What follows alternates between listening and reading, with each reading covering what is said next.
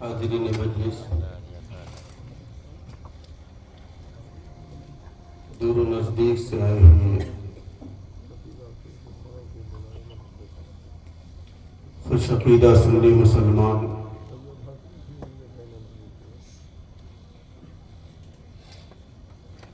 عزت مآب خواتین اسلام، السلام علیکم ورحمۃ اللہ وبرکاتہ۔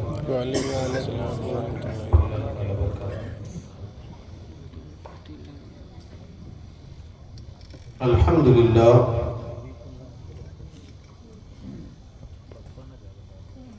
الحمدللہ الذی فضل سیدنا مولانا محمدا علی العالمین جميعا وأقامه يوم القيامة للمذنبين المتلوثين الخطائين الهالكين شفيعا،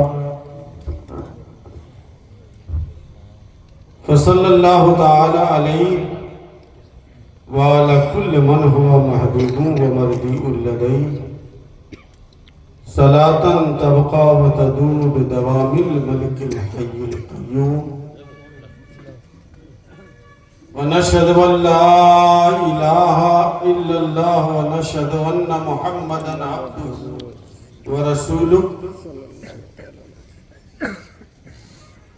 أما بعد فأعوذ بالله من الشيطان الرجيم، بسم الله الرحمن الرحيم، يا أيها الذين آمنوا أطيعوا الله وأطيعوا الرسول وَأُولِي الْأَمْرِ مِنْكُمْ،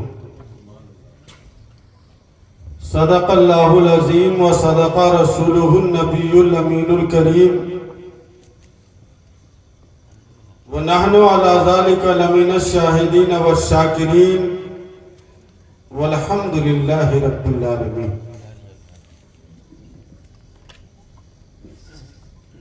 آئیے ہم اور آپ سب سے پہلے ساری کائنات کے مرکز عقیدت سرکار دو جہاں مدنی تاجدار دونوں عالم کے مالک و مختار محمد عربی روحی فدا صلی اللہ تعالی علیہ وسلم کی بارگاہ اقدس پناہ میں درود و سلام کا ہدیہ پیش کریں اور پڑھیں۔ اللہم صلی علی سیدنا مولانا محمد مادن الجود والکرم وآلہ وبارک وسلم، صلاۃ و سلام علیک یا رسول اللہ، صلاۃ و سلام علیک یا حبیب اللہ۔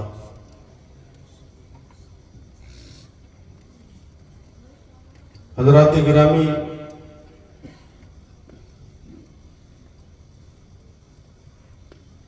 آج کی یہ محفل پاک جس میں ہم اور آپ حاضری کی سعادت حاصل کیے ہوئے ہیں،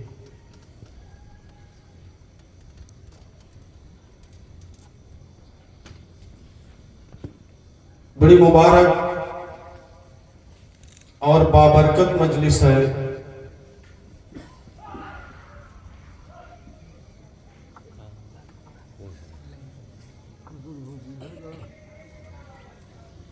اس مجلس پاک میں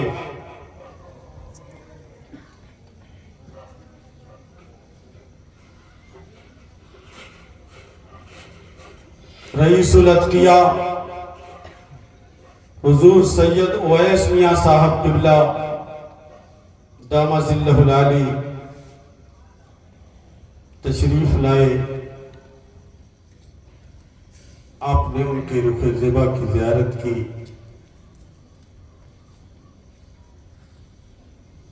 سر شام ہی سے तकरीर नातो मनक़बत और अशार वगैरह आप समात कर रहे हैं।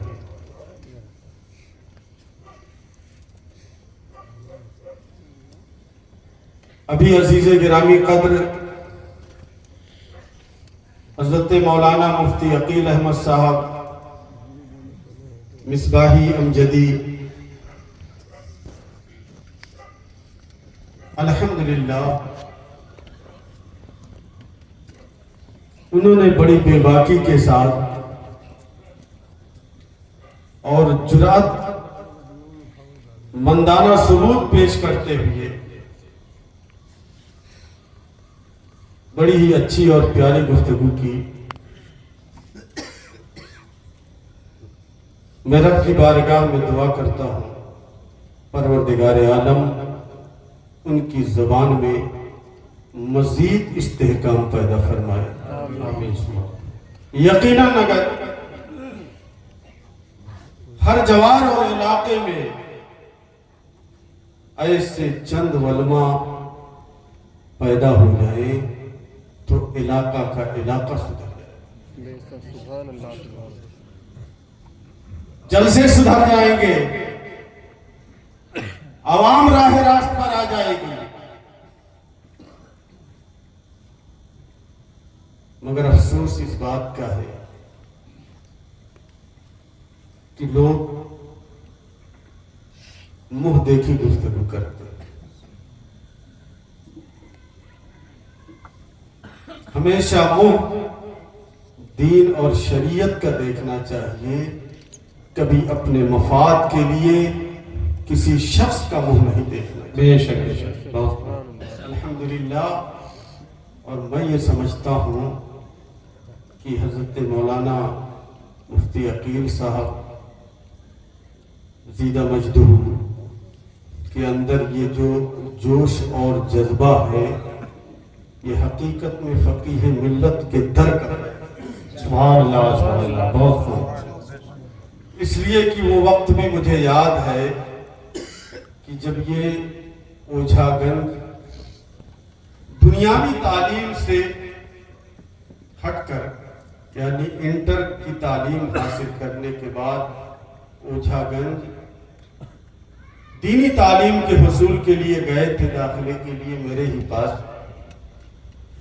तो उस वक्त उसी दुनियावी लिबास पैंट और शर्ट में थे, मगर उसके बाद इनका जब दाखिला हो गया तो अल्लाह का ऐसा फज़्ल और उसका करम हुआ और फ़कीह मिल्लत की ऐसी बरकतें इनको हासिल हुई कि अल्हम्दुलिल्लाह ये सिर्फ आलिम ही नहीं बल्कि एक मुफ्ती बनकर दुनिया के सामने। नारे तकबीर, नारे रिसालत, फैज़ाने हुजूर फ़कीह मिल्लत। और यकीनन ऐसे मुफ्तियों की जरूरत है। हमें खुशी हासिल होती है कि हमारे इदारे से या हमारे पढ़ाए हुए ऐसे लोग हैं कि जिनके दिल के अंदर ऐसे पुरफितन माहौल में भी दीन का दर्द मौजूद है। सुभान अल्लाह। इसलिए कि अब तो हर एक दुनिया की तरफ जा रहा है, दीन को भी दुनियावी माहौल में ढालने की कोशिश कर रहा है। हर कोई ये सोचता है, ये नहीं सोचता कि हम अपने आप को दीन के सांचे में ढाल लें, बल्कि आदमी ये सोचता है कि दीन हमारे एतबार से हो जाए, हम जैसा चाहें वैसा हो और हम जैसा चाहें वैसा फैसला किया जाए। अल्हम्दुलिल्लाह आज इन मुफ्तियान किराम के अंदर ऐसी कोई भी नहीं नजर आती। और यकीनन अगर ऐसे अफराद दुनिया में जब तक मौजूद रहेंगे इंशाअल्लाह दीन का बोलबाला होता रहेगा। बेशक। ये जो मुफ्ती साहब ने बयान किया अभी, ये सारी कमी क्यों है वो मैं अभी इंशाअल्लाह अपनी गुफ्तगू में बताऊंगा। दरअसल इल्म की कमी है, जहालत का बोलबाला। اگر علم عام ہو جائے تو یقیناً ایسی جہالت کی بات لوگ نہیں کریں گے. کم علمی ہی کی وجہ سے یہ سارے معاملات پیدا ہوتے ہیں. حضرات گرامی، وقت کافی ہو چکا ہے. اگر آپ کچھ سننا چاہتے ہیں تو تھوڑی دیر کے لیے میں اپنی گفتگو آگے بڑھاؤں. سننا چاہتے ہیں؟ ذرا ایک بار پورا مجمع ہاتھوں کو فضا میں بلند کر کے کہہ دے یا رسول اللہ، یا رسول اللہ. ماشاءاللہ. حضرت کی تقریر کا یہ اثر ہے کہ سب کو بیدار کر دیا، آپ کو جھنجھوڑ دیا. اس لیے کہ جب شاعر صاحب آ رہے تھے زبردستی ہاتھ اٹھا رہے تھے، تب بھی الحمدللہ اتنے ہاتھ نہیں اٹھے تھے جتنے ان کی تقریر کے بعد ایک مرتبہ میں نے کہا تو ہر فرد کے دونوں ہاتھ فضا میں بلند ہو گئے.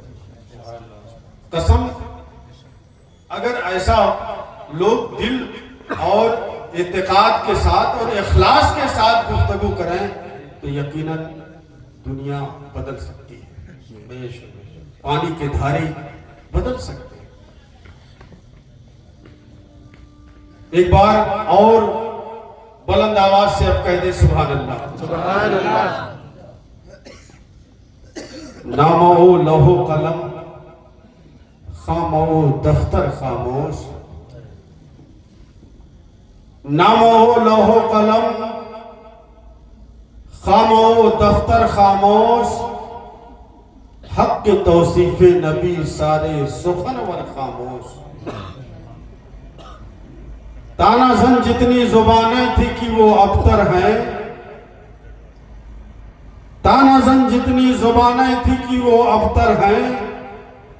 ہو گئی سن کے سبھی سورہ کوثر خاموش. ہو گئی سن کے سبھی سورہ کوثر خاموش. اور یہ دونوں شعر ذرا مشکل تھا تو شاید عام طور سے لوگ نہ سمجھ سکے ہوں، علماء بخوبی سمجھتے ہیں. بڑا ہی معنی خیز شعر ہے، مگر آنے والا شعر بڑا پیارا ہے اور ہر کوئی سمجھے گا. پیالہ بھر پانی میں انگشت مبارک کا کمال. ذرا سارے لوگ کہہ دیں ایک بار سبحان اللہ. پیالہ بھر پانی میں انگشت مبارک کا کمال. برکتیں دیکھ کے رہ جائیں سمندر خاموش. نعرہ تکبیر، نعرہ رسالت، نائب حضور فقیہ ملت مفتی ابرار صاحب قبلہ. برکتیں دیکھ کے رہ جائیں سمندر خاموش. اور عشق صادق ہے تو آقا کی ثنا گائیں گے. ابھی عشق کی بات کرتے ہیں نا شعرا، مگر حقیقت میں ان کا عشق صادق نہیں ہوتا، ان کا صدق تو حصول در ہوتا. عشق صادق ہے تو آقا کی ثنا گائیں گے، رہ نہ پائیں گے عقیدت کے کبوتر خاموش. عشق صادق ہے تو آقا کی ثنا گائیں گے، رہ نہ پائیں گے عقیدت کے کبوتر خاموش. اور بخشوانے وہ گنہگاروں کو آئیں گے ضرور. بخشوانے وہ گنہگاروں کو آئیں گے ضرور. مصطفیٰ رہ نہیں سکتے سر محشر خاموش. مصطفیٰ رہ نہیں سکتے سر محشر خاموش. مصطفیٰ رہ نہیں سکتے سر محشر خاموش. اور گدڑی پہنے ہوئے اللہ کے سپاہی نکلے. گدڑی پہنے ہوئے اللہ کے سپاہی نکلے. حق کی ہیبت سے ہوئے روم کے لشکر خاموش. حق کی ہیبت سے ہوئے روم کے لشکر خاموش. درود پاک پڑھ لیں. اللہم صلی علی سیدنا مولانا محمد آلہ وبارک وسلم. صلاۃ و سلام علیک یا رسول اللہ صلی اللہ تعالی. صلاۃ و سلام علیک یا حبیب اللہ. حضرات گرامی، جب بھی دنیا میں ظلم پھیلتا ہے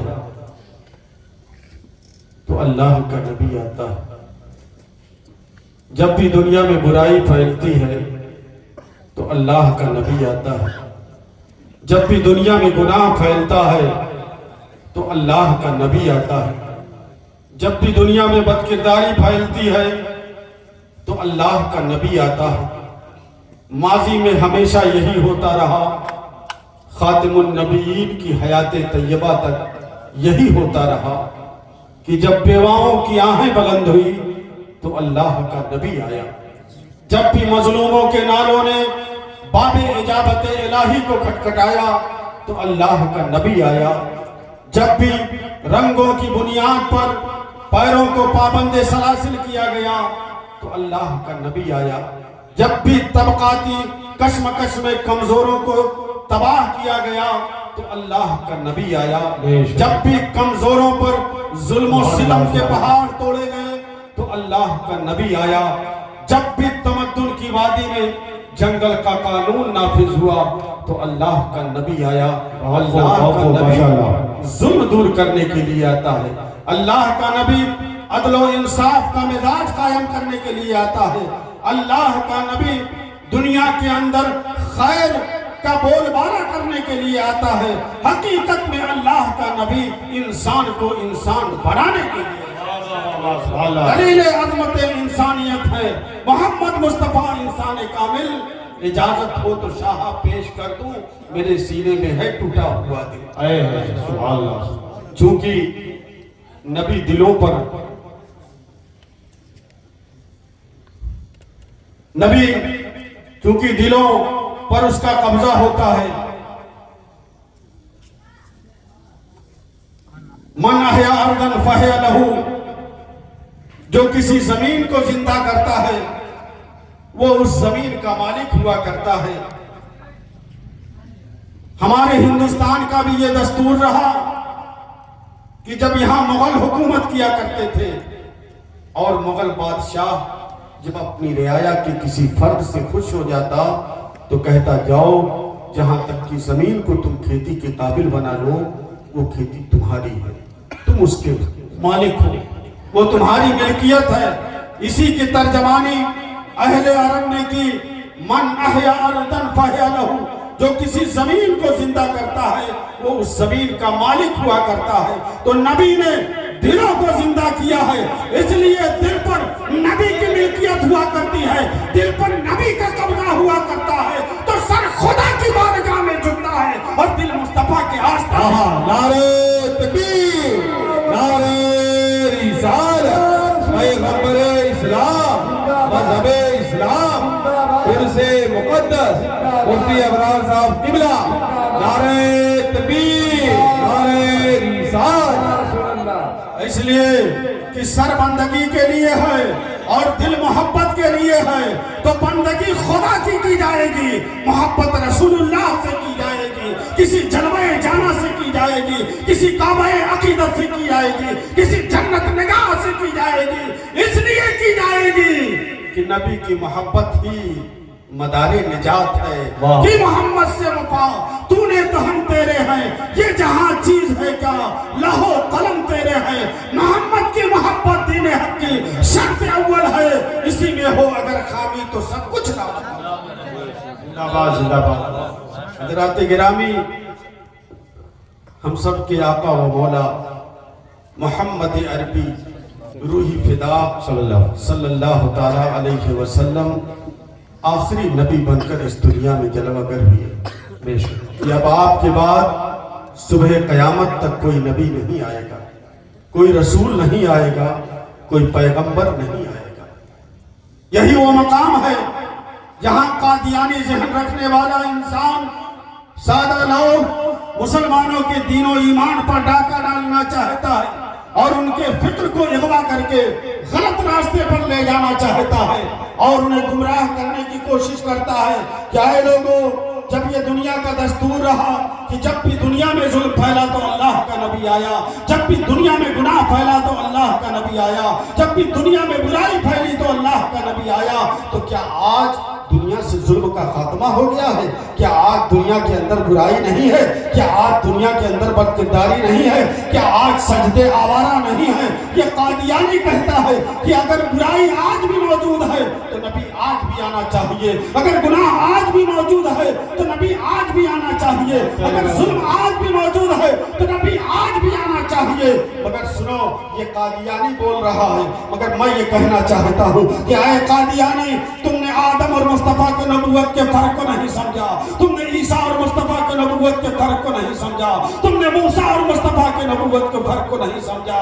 حضرت آدم سے لے کر حضرت عیسیٰ تک نبی آتے رہے، سیرتیں بدلتی رہی، نبی آتے رہے، ان کے کردار بدلتے رہے، نبی آتے رہے، ان کی کتابیں بدلتی رہی، نبی آتے رہے، ان کے قانون بدلتے رہے، مگر ہمارا نبی اب جب اس دنیا میں آخری نبی بن کر اس دنیا میں جلوہ گر ہوا تو جس کتاب قرآن عظیم کو لے کر اس دنیا میں جلوہ گر ہوا، اس قرآن کی حفاظت کا ذمہ پروردگار عالم نے اپنے ذمہ کرم پر لے لیا۔ قرآن میں ارشاد فرماتا ہے اِنَّا نَحْنُ نَزَّلْنَا الذِّكْرَ وَإِنَّا لَهُ لَحَافِظُونَ، کہ ہم ہی نے قرآن کو نازل کیا، ہم ہی اس کی حفاظت کرنے والے ہیں۔ اس لیے اے محبوب، صبح قیامت تک اب نہ تمہاری کتاب بدلی جائے گی نہ کوئی نبی۔ نعرہ تکبیر، نعرہ رسالت، عظمت قرآن کریم، نعرہ تکبیر، نعرہ رسالت۔ حضرات گرامی، زندہ باد۔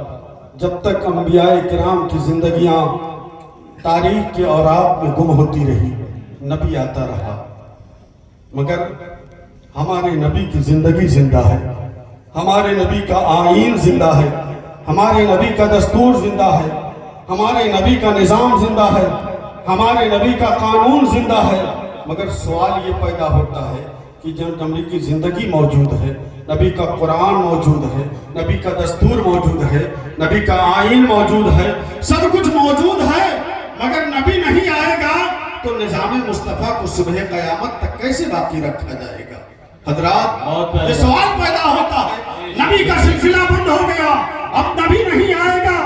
حضرات گرامی، ایک کے بعد دیگرے، چونکہ نبیوں کی آمد کا سلسلہ جاری تھا، ایک نبی آیا، اس نبی کا قانون جاری ہوگا، اب اس کے دستور چلیں گے، اس کا نظام چلے گا، اس کا آئین چلے گا۔ مگر جب ایک نبی چلا گیا، اب اس کا نظام ختم ہو گیا، اس کا دستور ختم ہو گیا، اس کا قانون نہیں چلے گا۔ کیوں؟ اس لیے کہ اس کے بعد دوسرا نبی آنے والا تھا۔ اب جب دوسرا نبی آ گیا، پہلے نبی کا قانون ختم ہو گیا، اس کا نظام ختم ہو گیا، اس کا دستور ختم ہو گیا، اب جو نبی آ رہا ہے اس کا نظام چلے گا، اس کا قانون چلے گا، اس کا دستور چلے گا۔ حضرات گرامی، چونکہ انبیاء کرام کا یہ سلسلہ جاری تھا، مگر جب ہمارے نبی آخری نبی بن کر اس دنیا میں جلوہ گر ہوئے، خاتم النبیین بن کر اس دنیا میں جلوہ گر ہوئے کہ اب آپ کے بعد صبح قیامت تک کوئی نبی نہیں آئے گا، کوئی رسول اور پیغمبر نہیں آئے گا، کوئی پیغمبر نہیں آئے گا، کوئی رسول نہیں آئے گا، لیکن نظام مصطفیٰ کو صبح قیامت تک کیسے باقی رکھا جائے گا؟ تو حضرات گرامی، میں آپ کو بتانا چاہتا ہوں کہ اور نبی کے ماننے کے والوں کو یہ اجازت نہیں رہی کہ تم اپنے نبی کے دستور کو لے کر آگے بڑھو، اپنے نبی کے نظام کو لے کر آگے بڑھو، اپنے نبی کے قانون کو لے کر آگے بڑھو، اس لیے کہ جب ایک نبی ہے اب دوسرا نبی آ جائے گا تو اس کا قانون چلے گا، اس لیے ان کو اجازت نہیں رہی۔ مگر ہمارا نبی کیونکہ آخری نبی بن کر جلوہ گر ہوا ہے، صبح قیامت تک کوئی نبی نہیں آئے گا، اس لیے نبی دو جہاں محمد عربی صلی اللہ تعالیٰ علیہ وسلم کے ماننے والوں کو یہ اجازت رہی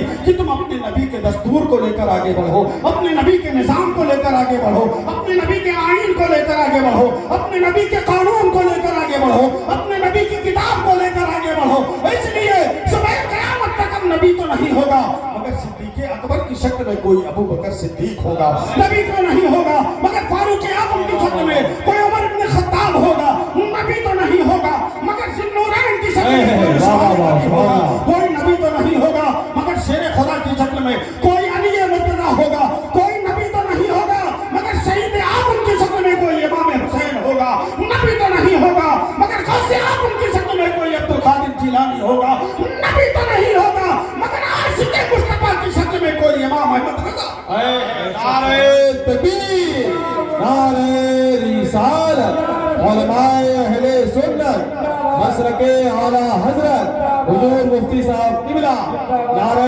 تکبیر، نعرہ رسالت۔ تو چلے گا تو بانداز حدیث چلے گا، اٹھے گا تو بانداز حدیث اٹھے گا، سوئے گا تو بانداز حدیث سوئے گا، بولے گا تو بانداز حدیث بولے گا۔ قسم خدا کی پوری زندگی اس کی شریعت مطہرہ اور قرآن و حدیث کے سانچے میں ڈلی ہوتی ہے۔ یہی وہ علماء شریعت و طریقت ہے کہ جن کے کندھوں سے ہوتا ہوا اگرچہ صبح قیامت تک نبی نہیں آئے گا مگر دین مصطفیٰ صبح قیامت تک باقی۔ حضرات گرامی، اس لیے علماء، خواہ وہ علماء شریعت ہو یا علماء طریقت ہو، ان کی قدر آپ کریں، ان کی عزت کریں، ان کا احترام کریں، بے شک بے شک، اس لیے کہ یہ دین انہی کے ذریعے سے بات ہے۔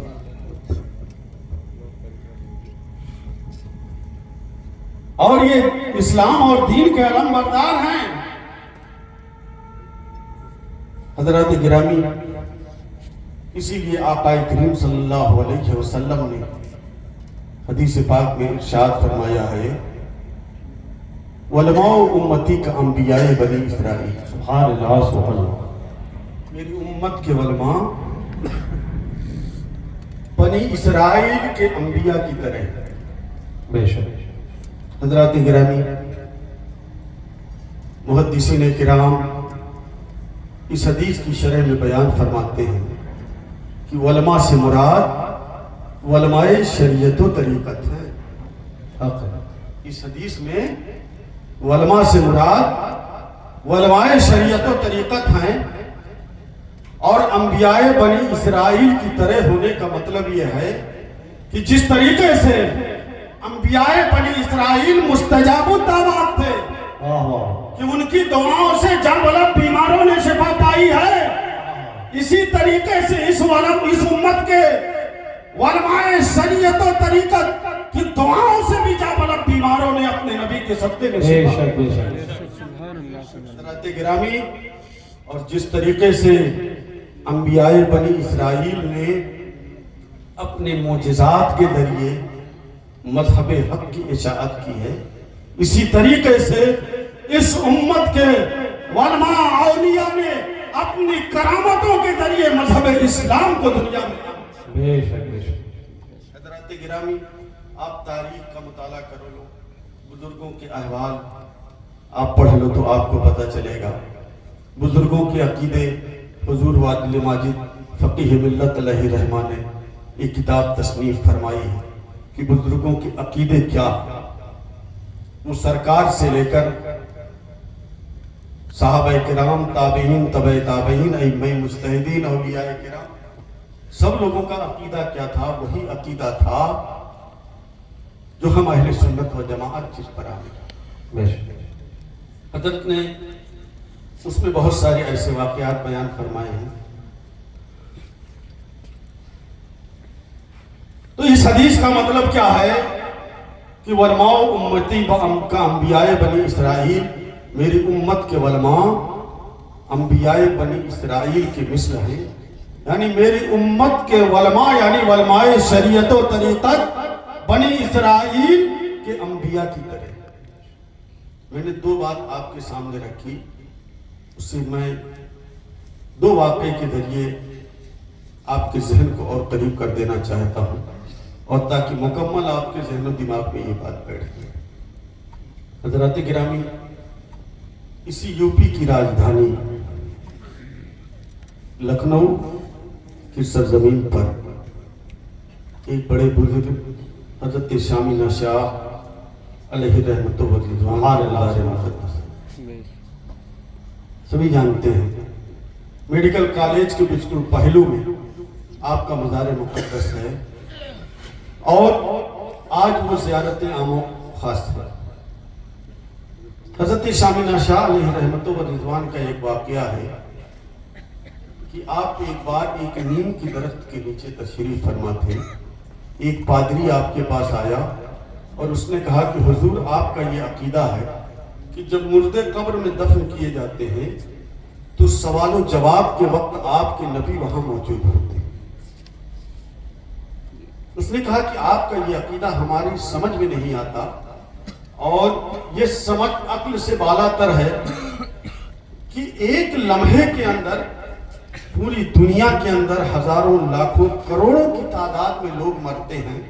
آخر ایک انسان ایک لمحے میں ہزاروں قبروں میں لاکھوں قبروں میں کیسے پہنچ سکتا ہے؟ یہ تو بالکل بات سمجھ میں آنے والی نہیں اور آپ کا عقیدہ یہ صحیح نہیں ہے, یہ غلط ہے. آپ بتائیں آخر یہ کیسے درست ہو سکتا ہے؟ حضرات گرامی, اس پادری نے تو سوچا تھا کہ آج میں نے حضرت شامینہ شاہ کے سامنے ایسا معاملہ رکھ دیا ہے کہ وہ لاجواب ہو جائیں گے, ان کے پاس کوئی جواب نہیں ہوگا. مگر سنو, حضرت شامینہ اللہ کے برگزیدہ بندے, نیک بندوں میں ہے, اولیاء کرام میں ان کا شمار ہے. حضرات گرامی, حضرت شامینہ شاہ علیہ رحمت و رضوان اس پادری کو علمی جواب بھی دے سکتے تھے کہ آئے پادری, جب نکیرین جو فرشتے ہیں وہ سوال و جواب کے وقت لاکھوں قبروں میں پہنچ سکتے ہیں, تو میرا نبی تو نکیرین سے افضل و اعلیٰ ہے, وہ ضرور ہر قبر میں پہنچ سکتے ہیں. زندہ باد, زندہ باد, ماشاءاللہ. حضرات گرامی, مگر یہ علمی جواب حضرت شامینہ شاہ نے نہ دیا. کیوں؟ اس لیے کہ وہ انکار کر سکتا تھا کہ شامینہ شاہ یہ بھی تو عقیدہ آپ ہی کا ہے, ہم اسے نہیں مانتے. تو حضرت شامینہ شاہ اس پادری پر نگاہ ولایت ڈالتے, ارشاد فرماتے ہیں پادری اوپر نگاہیں اٹھا. جب پادری اوپر نگاہیں اٹھاتا ہے تو دیکھتا کیا ہے کہ نیم کے درخت کے ایک ایک پتے پر شامینہ شاہ کے جلوے نظر آتے ہیں. آپ نے ارشاد فرمایا اے پادری نیچے نگاہ ڈال. جب نیچے نگاہ ڈالتا ہے تو دیکھتا کیا ہے کہ زمین کے آخری سطح پر شامینہ شاہ کے جلوے نظر آتے ہیں. حضرات گرامی, حضرت شامینہ شاہ نے فرمایا اے پادری سن لے, میں نبی کے غلاموں کا ادنا غلام ہوں. جب پروردگار عالم نے اپنے نبی کے صدقے میں مجھے یہ طاقت و قوت دی ہے کہ میں ایک لمحے میں ہزاروں جگہوں پر موجود ہو سکتا ہوں, تو میرا نبی ضرور ہزاروں قبروں میں ایک لمحے کے اندر موجود ہو. نعرہ تکبیر, نعرہ رسالت, علماء اہل سنت, مذہب اسلام, پیغمبر اسلام, عرص مقدس. حضرات گرامی, اس پادری نے جب اتنا سنا تو اپنا سر حضرت شامینہ شاہ کے قدموں میں رکھ لیا اور کلمہ پڑھ لیا, لا الہ الا اللہ محمد رسول اللہ, اور اسلام میں داخل ہو گیا. جب ان کے گدا بھر دیتے ہیں شاہ نے زمانہ کی جھولی, محتاج کا جب یہ عالم ہے تو مختار کا عالم کیا ہوگا. زندہ باد, زندہ باد. حضرات گرامی, تو میں نے یہ کہا تھا کہ حدیث کے اندر کیا ہے کہ انبیاء بنی اسرائیل کی طرح اس امت کے علماء شریعت و طریقت ہیں. کس چیز میں؟ کہ جس طریقے سے انہوں نے اپنے معجزات کے ذریعے مذہب حق پھیلایا ہے, اسی طریقے سے اس امت کے اولیاء کرام نے اپنی کرامتوں سے مذہب اسلام کو. بے شک, بے شک. دوسری بات جو میں نے بیان کی تھی اسے بھی آپ سن لیں. پیرا میرا بڑے پیر حضرت سیدنا شیخ عبد القادر جیلانی رضی اللہ تعالی عنہ بغداد کی سرزمین پر تشریف فرما ہیں, دارالعلوم نظامیہ کے اندر, جہاں آپ لوگوں کو علم سکھایا کرتے تھے. بغداد کا ابو غالب سوداگر آپ کی خدمت میں حاضر ہوا اور عرض کیا, حضور آج میں نے آپ کی دعوت کا اہتمام کیا, آپ میرے گھر تشریف لائیں. اور اس نے کہا کہ حضور آپ کے نانا جان کا ارشاد عالی شان ہے کہ جب کسی کو دعوت دی جائے تو دعوت قبول کی جائے. اب سرکار کا حوالہ بھی دے دیا, حدیث بھی بیان کر دی. حضرت سیدنا غوث اعظم رضی اللہ تعالیٰ عنہ جب کوئی کام کرتے تھے تو سب سے پہلے مراقبہ کرتے. اگر مراقبے میں اجازت ملتی تو آپ اس کام کو کرتے, نہیں اجازت ملتی تو منع کر دیتے. بے شک. آپ نے مراقبے کے لیے سر کو جھکا لیا. جب آپ مراقبے سے فارغ ہوئے ارشاد فرمایا, ٹھیک ہے ابو غالب تمہاری دعوت قبول ہے. ابو غالب خوشی خوشی اپنے گھر پہنچتا ہے, کھانے کا اہتمام کرتا ہے اور طرح طرح کے کھانے بنواتا ہے۔ حضور سیدنا غوث اعظم رضی اللہ تعالیٰ عنہ اپنی سواری پر سوار ہوئے۔ آپ کے خادم خاص حضرت علی بن حیدی رضی اللہ تعالیٰ عنہ نے آپ کی سواری کی ایک رکاب تھامی، دوسری رکاب آپ کے دوسرے ساتھی نے تھامی۔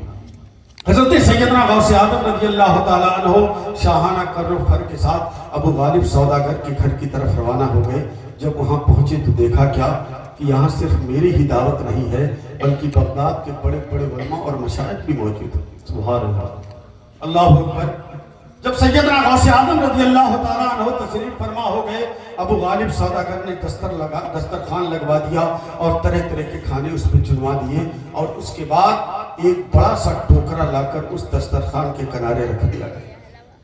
ابو غالب سوداگر نے دست بستہ عرض کیا، حضور اب کھانا شروع فرمائیں۔ چونکہ حضور سیدنا غوث اعظم رضی اللہ تعالیٰ عنہ کوئی کام کرنے سے پہلے مراقبہ ضرور کرتے۔ آپ نے مراقبہ کیا، سر جھکایا، اور جب مراقبے سے فارغ ہوئے اور آپ نے کھانے شروع نہیں کیا، حضرات گرامی، اور جس مجلس میں سیدنا غوث اعظم پیر پیران بڑے پیر موجود ہوں، تو آخر کس کی جرات ہے کہ ان کی اجازت کے بغیر کھانا شروع کر دے؟ جب غوث اعظم نے کھانا شروع نہیں کیا تو اگرچہ بغداد کے بڑے بڑے علماء اور مشائخ موجود تھے، مگر کسی نے کھانا شروع نہ کیا۔ سیدنا غوث اعظم جب مراقبے سے فارغ ہوئے، آپ نے ارشاد فرمایا کہ وہ ٹوکرا قریب لایا جائے۔ جب ٹوکرا قریب لایا گیا، آپ نے اس کے کھولنے کا حکم دیا۔ جب وہ ٹوکرا کھولا گیا تو لوگوں نے دیکھا کہ اس ٹوکرے کے اندر کھانے کی کوئی چیز نہیں تھی۔ ٹوکرے میں کوئی میوہ نہیں تھا، کوئی پھل نہیں تھا، کوئی کھانے کی چیز نہیں تھی، بلکہ اس ٹوکرے کے اندر ابو غالب سوداگر کا اپاہج لنجا لڑکا موجود تھا۔ اللہ اکبر۔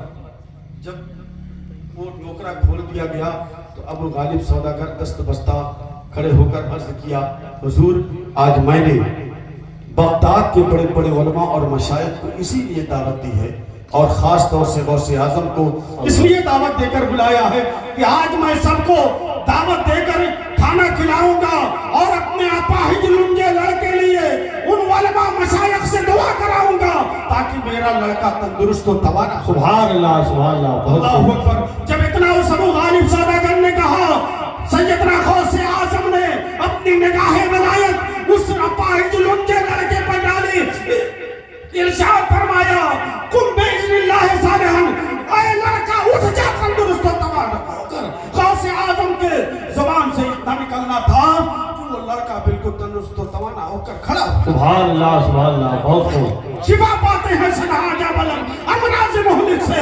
عجب دار الشفا ہے آستانہ۔ حضرات گرامی، تو آپ نے دیکھ لیا، میں نے دو بات آپ کے سامنے رکھی تھی کہ اس امت کے علماء شریعت و طریقت جس طریقے سے انبیاء بنی اسرائیل مستجاب الدعوات ہیں، اس امت کے علماء بھی مستجاب الدعوات۔ جس طریقے سے انبیاء بنی اسرائیل نے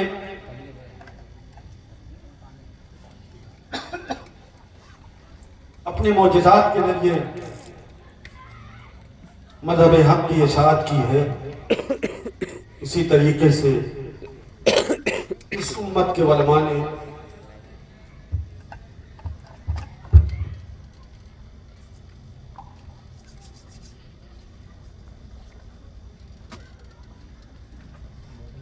اپنی کرامتوں کے ذریعے مذہب اسلام کو پوری دنیا میں عاموں تک کام کیا۔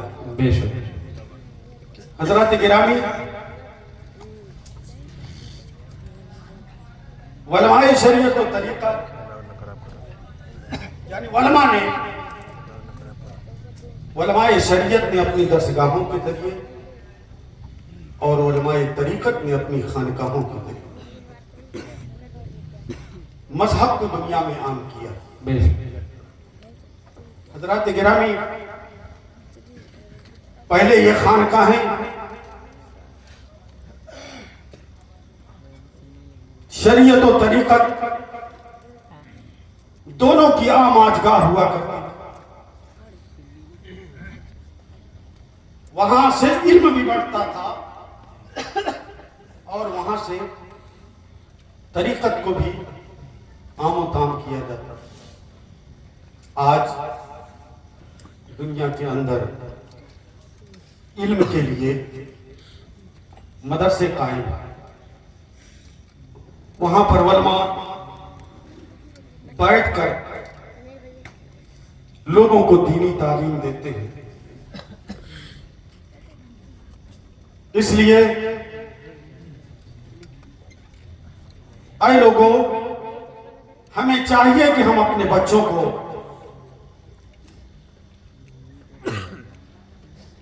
مدرسوں میں پہنچائیں اور دینی تعلیم حاصل کرنے کے لیے ان کو آمادہ کریں۔ کم سے کم ہر گھر کا اگر ایک فرد بھی عالم دین ہو جائے تو پورا گھر انشاءاللہ سدھر جائے۔ بے شک سبحان اللہ۔ آپ یہ طے کر لیں، اور ہے بھی یہی حقیقت میں قرآن و حدیث کے اندر، کہ سارے کے سارے لوگ علم دین حاصل کرنے چلے جائیں گے تو دین پھر اپنے کام کیسے ہو؟ یہ تو قرآن کے اندر بھی ہے کہ چند لوگ جا کر علم دین حاصل کر کے آئیں پھر اپنے لوگوں کو سکھائیں۔ مگر آج حال کیا ہے کہ گھر کا گھر، گاؤں کا گاؤں پورا علم دین سے بے بہرا ہے۔ یہ اس علم کی کمی ہے کہ جس کی وجہ سے آج ہم جو ضروری چیزیں ہیں اس پر ہماری توجہ نہیں ہے، جو ہم پر لازم اور فرض ہے اس پر ہماری نگاہ نہیں ہے، جو مستحبات ہیں اس پر ہم دل و جان سے قربان ہو جاتے ہیں، ٹوٹے پڑے ہیں۔ لنگر بنانا ہو تو 10 ڈیگ 20 ڈیگ، فلاں حاجی صاحب نے اتنے ڈیگ بنوائے، فلاں حاجی صاحب نے اتنے ڈیگ بنوائے۔ مگر یہ ڈیگ بنوانا ٹھیک ہے، آپ بنوا سکتے ہیں، مگر یہ تو مستحب ہے، کوئی واجب اور فرض نہیں ہے کہ اگر آپ نہیں بنوائیں گے تو آپ گنہگار ہوں گے، بہت پیارے بات ہے۔ آپ کو کوئی سزا نہیں دی جائے گی، آپ کی کوئی پکڑ کر قیامت میں نہیں ہوگی۔ مگر جو ضروری چیزیں ہیں، نماز ہے، روزہ ہے، حج ہے، زکوٰۃ ہے، ہم اس پر کوئی توجہ نہیں دیتے۔ حضرات گرامی، آج دنیا کے اندر جہیز کی وبا عام ہوتی جا رہی ہے۔ یہ جو 10 ڈیگ بناتے ہیں نا، یہ سب سے زیادہ جہیز دیتے ہیں، اور ان کے پاس تو پیسہ ہے، انہوں نے تو جہیز دے دیا۔ مگر جس گھر کے اندر پیسے نہیں ہیں، جو باپ یا والدین محتاج ہیں، پریشان حال ہیں، وہ اپنی بچیوں کا نکاح کیسے کریں؟ حال کیا ہے کہ اس جہیز کی وبا کی وجہ سے جو پاک باز عورتیں ہیں اور بچیاں ہیں، انہوں نے 40 سال کی عمر اپنے گھر میں بیٹھ کر گزار دی، ڈپریشن کا شکار ہو گئی۔ مگر جن کو بری لت لگ گئی وہ غلط راستے پر چلی گئی، پورا مسلم معاشرہ تباہ و برباد ہو گیا۔ مگر ہم اس فریضے کی طرف توجہ نہیں کرتے، ہم اس کی طرف ہماری نگاہ نہیں ہے، ہم مستحبات کے کرنے میں اپنی پوری محنت اور اپنی پوری قوت صرف کر دیتے ہیں۔ حضرات گرامی، آپ نے کبھی غور کیا کہ یہ جہیز کی وبا مسلمانوں میں کیوں عام ہوئی؟ اس لیے عام ہوئی کہ ہم نے ایک شریعت کا سب سے اہم اور بنیادی فرض ترک کر دیا۔ وہ کیا ہے کہ ہم نے اپنی بہن بیٹیوں کو میراث یعنی ترکے سے حصہ دینا بند کر دیا۔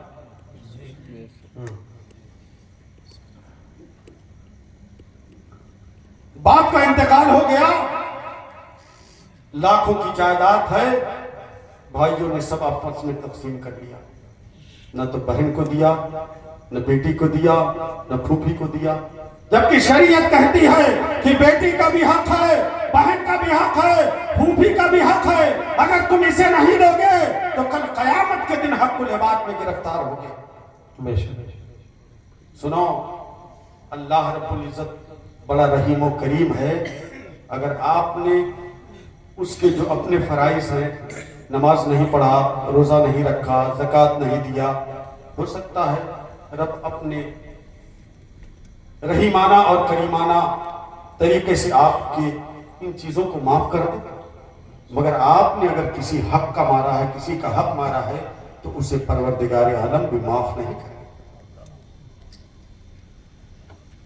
اس لیے کہ جس کا حق ہے، جب تک آپ اس کا حق ادا نہیں کر دو گے، آپ اس سے بری ذمہ نہیں ہو سکتے۔ بے شک حضرات گرامی، آپ پہلے کی زندگی کو دیکھیں، آپ اپنے بوڑھے بزرگوں سے پوچھ لیں، اور 100-200 سال پہلے کے حالات، تو آپ کو پتہ چلے گا کہ جہیز کا سامان بڑا ہی مختصر ہوا ہے۔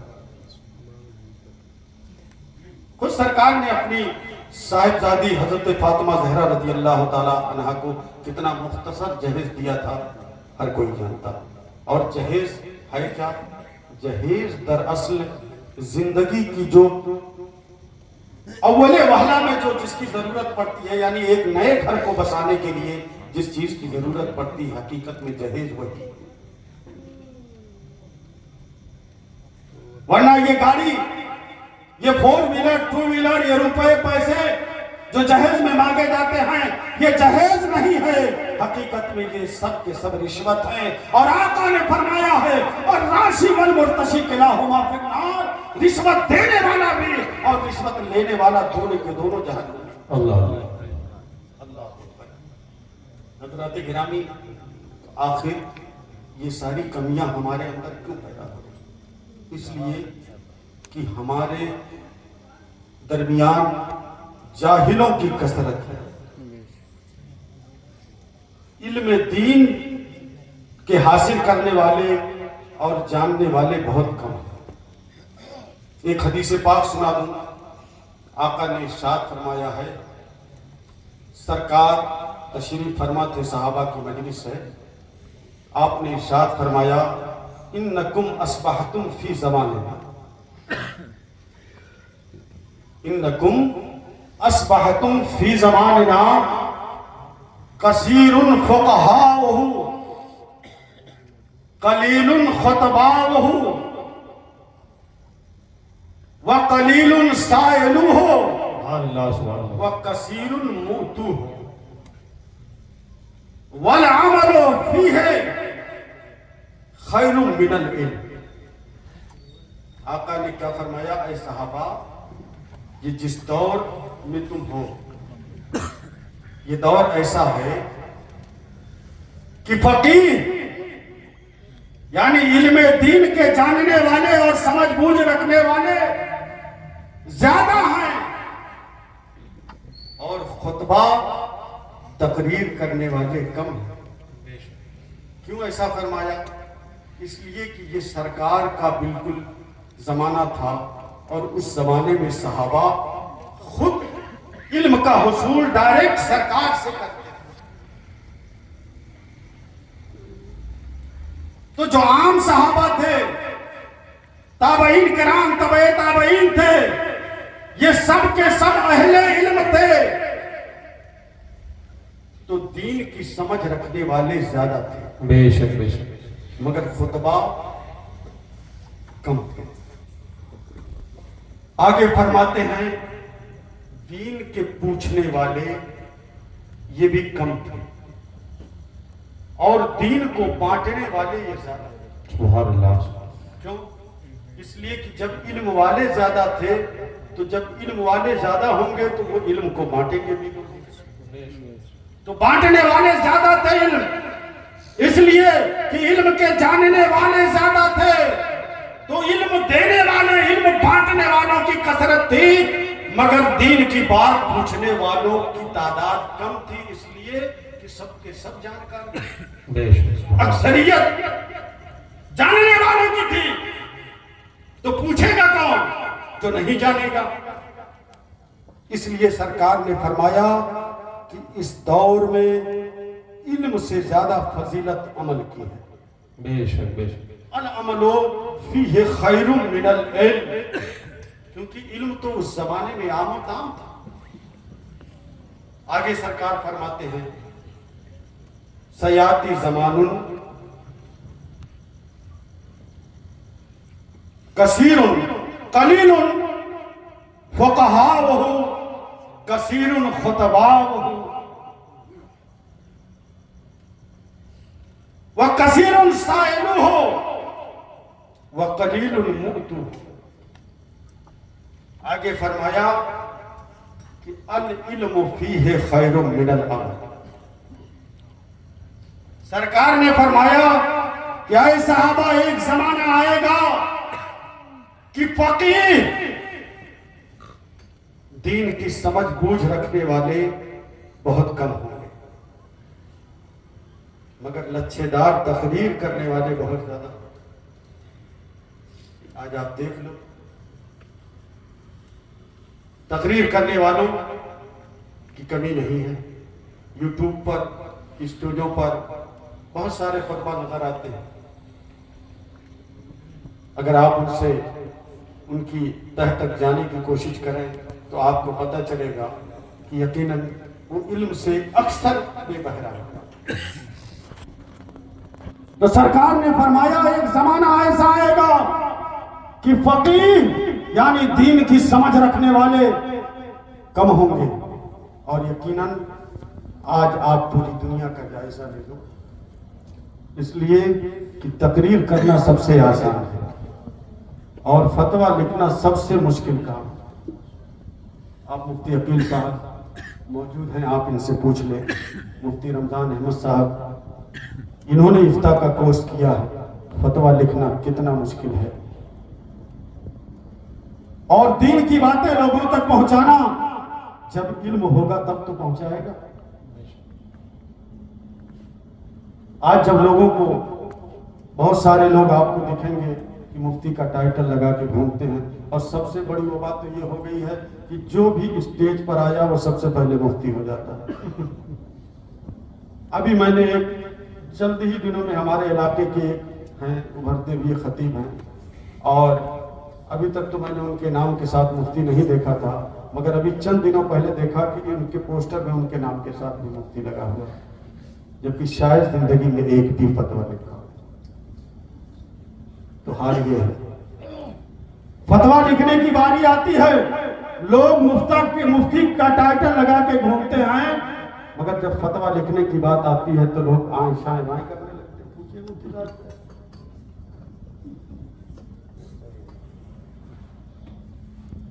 تو سرکار نے فرمایا ایک زمانہ ایسا آئے گا کہ فقیہ دین کی سمجھ رکھنے والے، دین کی سمجھ بوجھ رکھنے والے کم ہوں گے، مگر خطبہ کی تعداد بہت زیادہ ہے۔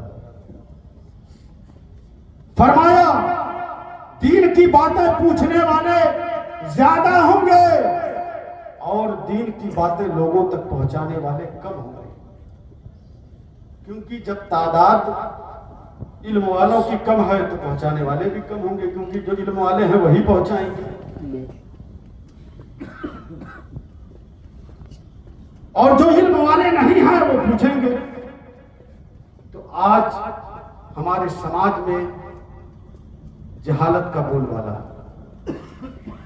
آج یہ جو سارے خرافات ہو رہے ہیں، اگر یہ جانکار ہوتے، علم والے ہوتے، علم والے نہ ہوتے تو کم سے کم علم کی بات سننے والے ہوتے، علماء سے جاننے والے ہوتے، تب بھی وہ ایسی خرافات نہیں کرتے کہ حقیقت میں شریعت کے مطابق کیا چیز ہے اور کیا شریعت کے خلاف ہے۔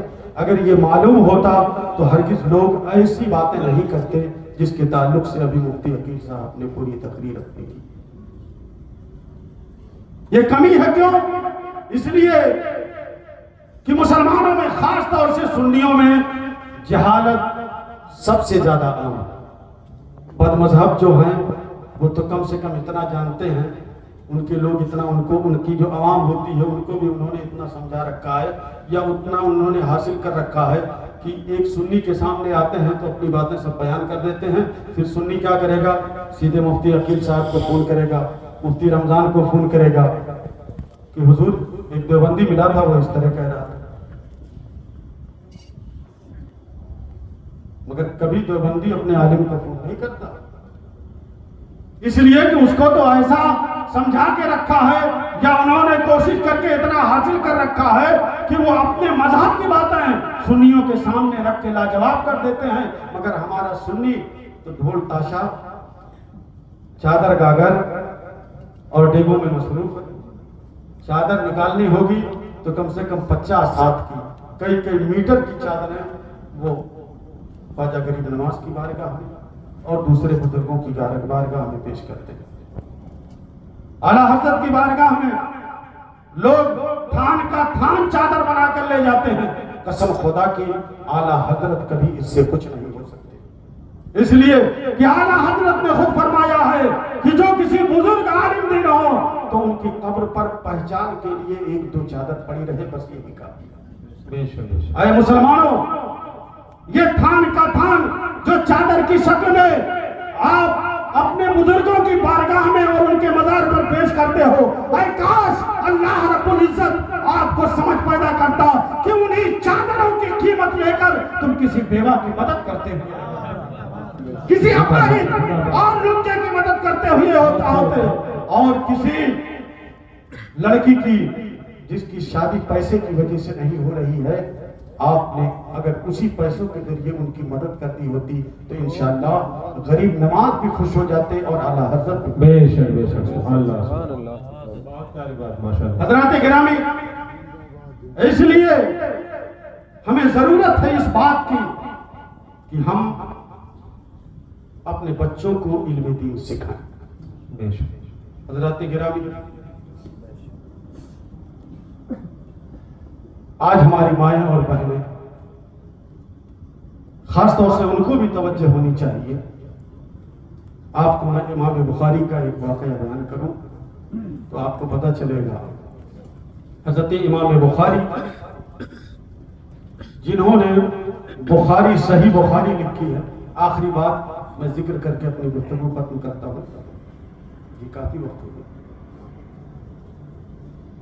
حضرت امام بخاری جن کا نام حضرت محمد بن اسماعیل بخاری ہے، قرآن کے بعد سب سے اہم کتاب جس کا نام بخاری ہے وہ حضرت امام بخاری محمد بن اسماعیل علیہ رحمت و رضوان نے تصنیف فرمائی۔ امام بخاری کو آپ جانتے ہیں، ان کی والدہ محترمہ نے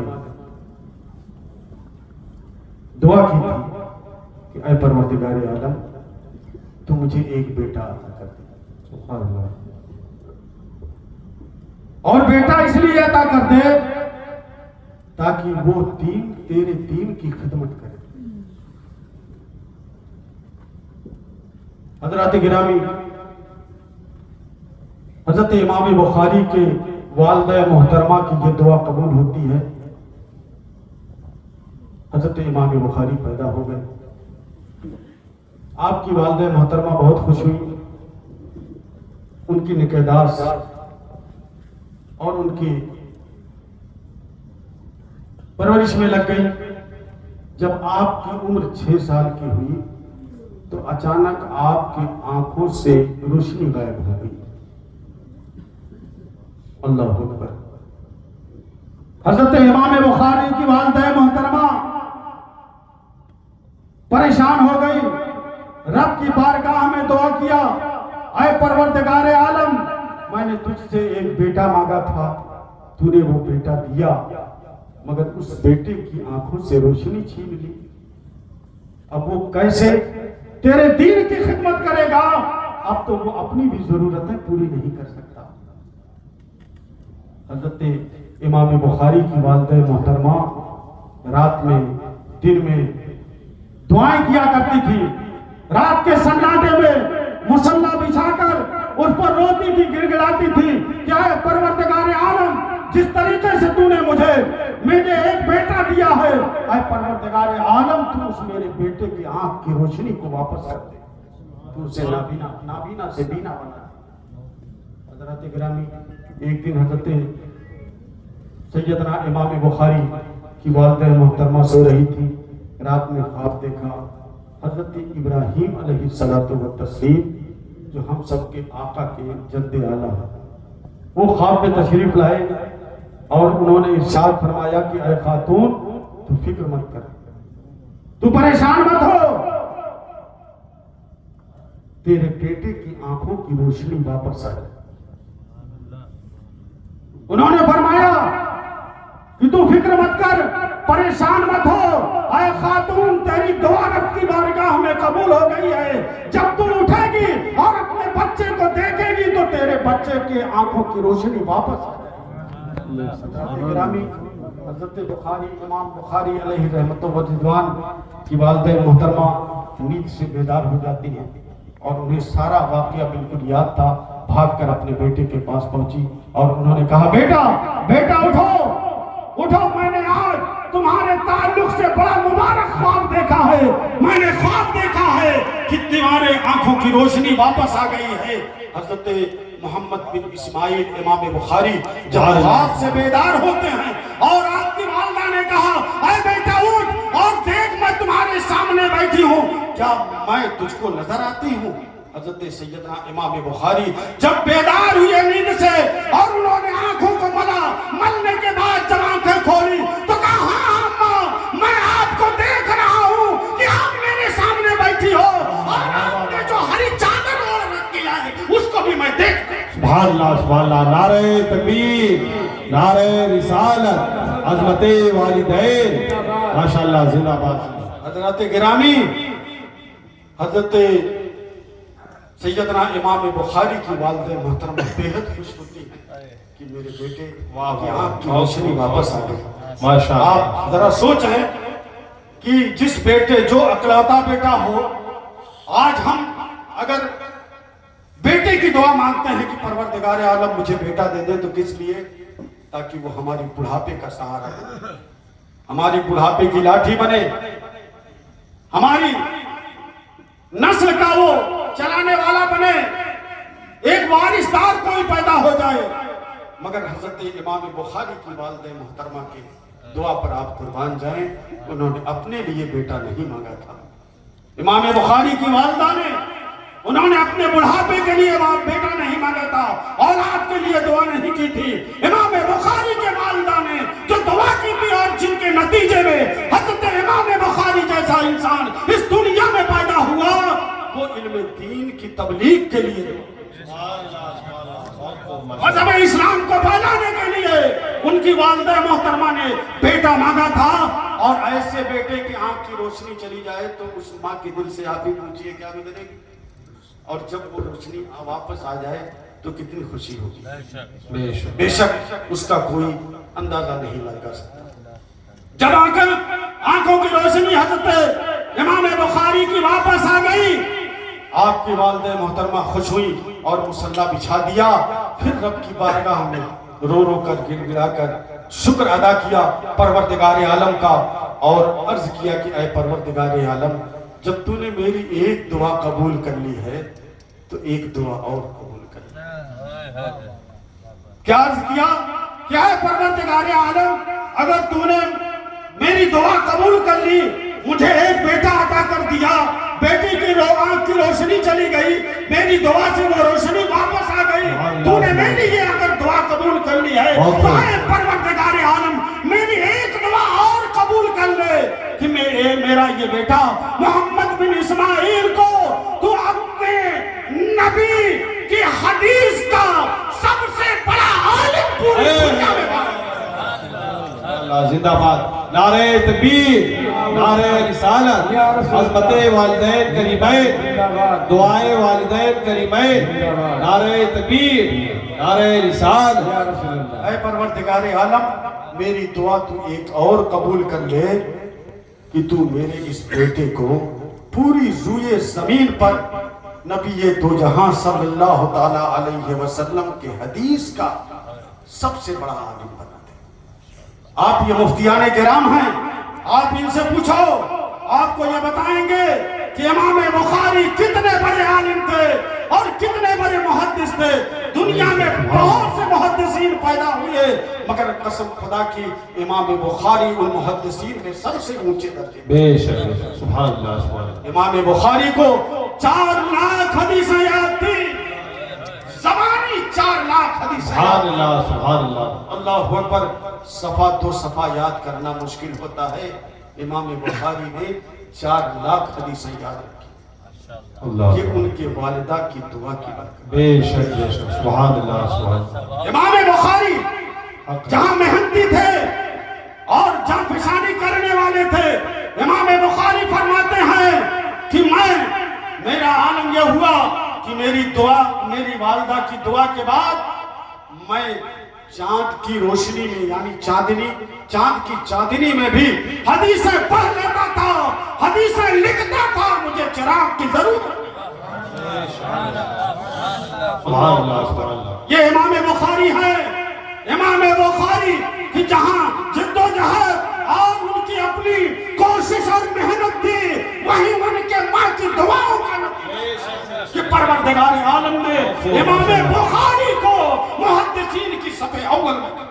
بے شک ماشاءاللہ، زندہ باد زندہ باد۔ حضرات گرامی، اس لیے میں آج اس مجلس کے ذریعے اپنی ماں اور بہنوں کو یہ دعوت دینا چاہتا ہوں کہ آپ اپنے بچوں کی تعلیم و تربیت کریں، دعا کریں۔